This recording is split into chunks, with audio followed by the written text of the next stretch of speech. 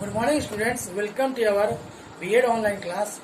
आज की कक्षा में जैसे हम लोग पहले पढ़े थे शैक्षिक तकनीकी पढ़े थे, उसकी भूमिका पढ़े थे, उसी क्रम में आज हम लोग टीचिंग ऑफ साइंस के तहत शिक्षण के लिए नियोजन पढ़ेंगे, जिसके अंतर्गत हम लोग इकाई पाठ्य योजना की बात करेंगे। कर सकते हैं इकाई योजना नियोजन के लाभ सर्वत्र स्वीकारे गए हैं।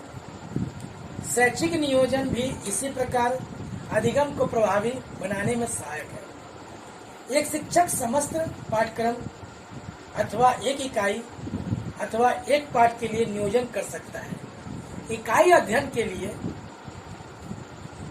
इकाई नियोजन किया जाता है, जिसमें समस्त अनुदेशात्मक क्रियाओं का समायोजन होता है और इनका प्रयोग शिक्षक द्वारा शिक्षण में किया जाता है। एक इकाई नियोजन अनुदेशात्मक क्रिया को आयोजित करती है। यह सुनिश्चित कर देती है कि अनुदेशन अर्थपूर्ण होगा तथा इसको तार्किक एवं प्रभावी ढंग से प्रस्तुत किया जाएगा। एक पाठ्यक्रम को विविध अनुदेशन इकाइयों में विभाजित किया जाता है तथा यह एक विषय वस्तु खंड से कम तथा एक स्वतंत्र प्रक्रिया है, पाठ से बड़े होते हैं। यह कहना उपयुक्त होगा कि एक इकाई योजना एक वैज्ञानिक आयोजित करना है प्रक्रिया है यह कहना उपयुक्त होगा कि एक इकाई योजना एक वैज्ञानिक प्रक्रिया है जिसका मूल प्रयोजन शिक्षण अधिगम स्थितियों को व्यवस्थित ढंग से आयोजित करना है। इकाई योजना में विषय वस्तु की दृष्टि से समग्रता होती है। यह स्वयं में एक संपूर्ण अनुभव पर आधारित होती है। इस प्रक्रिया में एक मुख्य उद्देश्य छात्रों के में व्याप्त विचार भ्रांति को दूर करना है। इसलिए नियोजन में यह जानना आवश्यक है कि छात्र किस स्तर पर है और उसको आधार मानकर अर्थपूर्ण अनुभव देने चाहिए।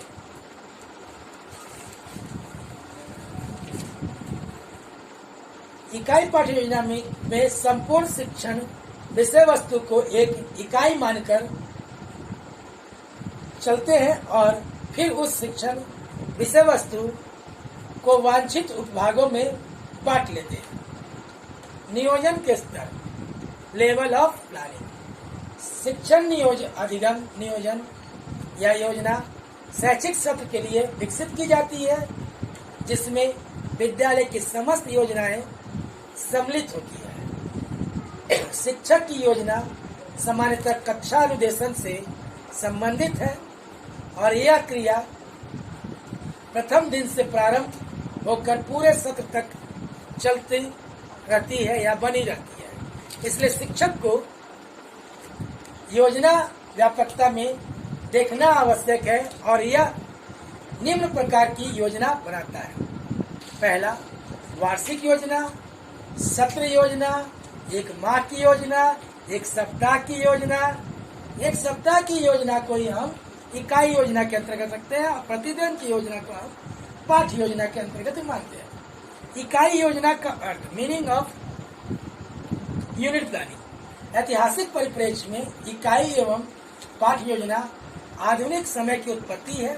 सन 1926 में हेनरी मॉरिसन ने इकाई योजना को परिभाषित किया था। एलिजाबेथ बेरी ने हार्वर्ड के चिंतन को इकाई योजना का आधार माना था। सन 1947 में स्मिथ ने इकाई योजना का वर्गीकरण उनकी प्रकृति के अनुसार किया, जैसे प्रविधि योजना प्रोसेस यूनिट, मानकीय इकाई नॉर्मेटिक यूनिट्स, आलोचनात्मक इकाई क्रिटिकल यूनिट्स। प्रविधि योजना इस श्रेणी में खोज तथा प्रमाणीकरण संबंधित इकाई योजना है। मानकीय इकाई वह इकाई जो नीति संस्थापित करती है। आलोचनात्मक इकाई वह इकाई जो कौशल विकसित करती है। सन 1952 में बर्टन ने स्पष्ट किया कि ऊपर लिखा वर्गीकरण इकाई विभिन्न भाग हो सकते हैं। इस समय साधन इकाई रिसोर्स यूनिट तथा शिक्षण इकाई टीचिंग यूनिट प्रचलित है।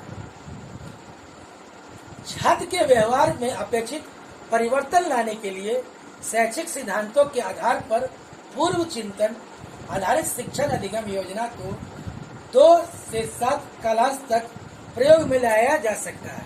उसे इकाई योजना कहते हैं। इकाई योजना एक प्रसंग है पर आधारित है तथा इकाई योजना परस्पर संबंधित पाठों की एक विस्तृत रूपरेखा है। इकाई योजना एक इकाई न तो विषय वस्तु का एक खंड है और न एक स्वतंत्र पाठ है। यह एक प्रसंग पर आधारित 2 से 7 पाठों की योजना है। इकाई योजना अपेक्षित उद्देश्यों की प्राप्ति के लिए शिक्षकों द्वारा किसी प्रसंग पर उपलब्ध संसाधनों पर आधारित शिक्षण अधिगम रूपरेखा है। इकाई के कुछ उदाहरण निम्नलिखित है। जैसे विषय अगर भौतिकी है, विषय वस्तु का खंड है ताप, तो इकाई का ताप का संरचना पाठ का होगा चालन, से कंडक्शन कर सकते हैं, चलन, संवहन एवं विकिरण। विषय जैविक विज्ञान में हो सकता है, मानव के पोषण, उसके अंदर पाठ होगा पोषण में काम में आने वाले अंग, पोषण की प्रक्रिया, अपचय, एक्सक्रीशन, प्रशंसा। रसायन शास्त्र में अगर इकाई है एसिड, बेस एंड सॉल्ट, तो उसमें पहला एसिड होगा, दूसरा बेसिक एवं सॉल्ट्स की बात करेंगे। जैविक विज्ञान में विषय वस्तु में कोशिका एवं उत्तक है, तो पहले में कोशिका की बात करेंगे। कोशिका को 2 भागों में बांटेंगे, प्लांट सेल और एनिमल सेल के बांटेंगे। फिर सभी ऑर्गेनेल्स के बारे में चर्चा करेंगे, जिसमें एंडोप्लाज्मिक रेटिकुलम, माइटोकॉन्ड्रिया और लाइसोसोम, सभी यानी एक एक अंग को बताते हुए जाएंगे और आगे करेंगे।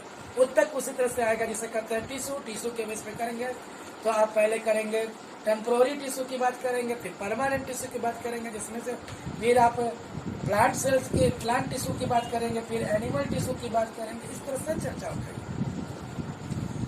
अब जो आता है अगली कक्षा में हम लोग इकाई योजना के घटक के बारे में पढ़ेंगे और उसके आगे करेंगे। धन्यवाद।